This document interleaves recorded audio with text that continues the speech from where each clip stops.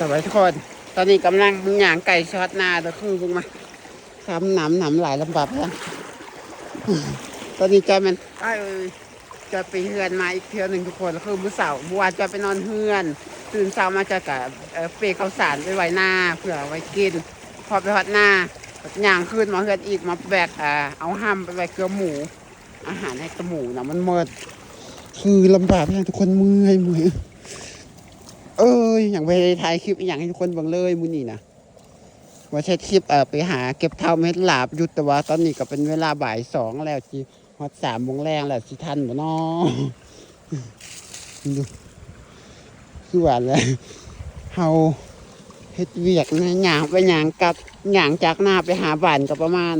5 กิโลไปกลับกับ10 กิโลแต่ว่าจอยมา3 หอบก็ประมาณ15 กิโลย่างในมื้อนี้เมื่อยแห้งนะทุกคน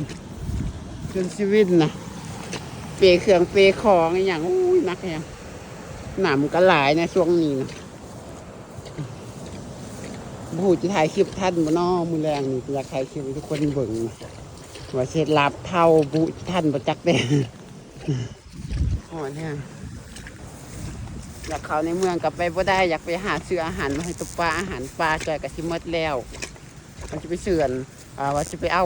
ตะไคร้เขียวหรือว่าตะหนังเขียวมาหลอมปลาหลอมกบแต่ไปบ่ได้ฝนตกทางมันมืดจอยสั่งมาเรียบร้อยแล้วแต่ว่ามันบ่สามารถไปเอาได้ฝนตกทางมืดฝนหักกระยุดดีเด้หักกระยุดตอนนี้แหละจักหน่อยก็สิบางทีก็อาจจะฝนเหมือจักเด้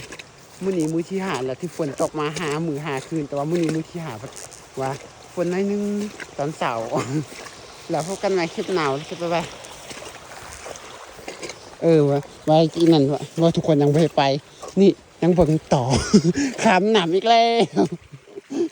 อย่างไว้นั่นหนึ่งก็ขามหนำไอ้นั่นหนึ่งขามหนำดูหนำก็หลายคักเลยอย่างไว้นั่นหนึ่งก็ขามหนำอย่างไว้นั่นหนึ่งครั้งหนำในประมาณอย่างทางลัดจังสิขันเขาไปแบบทางรถนะทุกคนทางรถมันเขาจะไม่ได้ขามหนำเลยแต่ว่าได้อย่างขึ้นภูลงภูก็เมื่อยคือกันแต่ว่ามาทางน้ำนี่สะดวกสบายกว่าเขาไม่ได้ขึ้นภูมีแต่อย่างมาตามเรียบหน้าแล้วก็ข้ามน้ำฝนภูบันไดเขาก็ต้องได้ฝนน้ำบนเรือก็ต้องได้ถอกน้ำออกจากเกือบมันนักเมื่อยไก่ช็อตหน้าเขาแล้วเมื่อยแห้งหัวเสร็จลาบเท่ามื้อนี้สิทันบางทีอาจจะไม่เห็นดอกลาบเท่ามื้อนี้อาจจะไปรอหาอย่างเฮ็ดอย่างอื่นถ่ายอย่างอื่นเนี่ยมันง่ายกว่าเพราะว่าขั้นตอนในการเฮ็ดลาบเท่าก่อนจะไปกินมันง่ายเลยต้องไปหานู่นหานี่หานั่นหลายอย่างหลายแนวแล้วมื้อนี้อาจจะเฮ็ดแนวเมนูอื่นเอาถ้าเบิ่งจะทุกคนมาจอยเช่นอย่างไปเบิ่งมื้อแรกแล้วพบกันใหม่คลิปหน้าแล้วบ๊ายบาย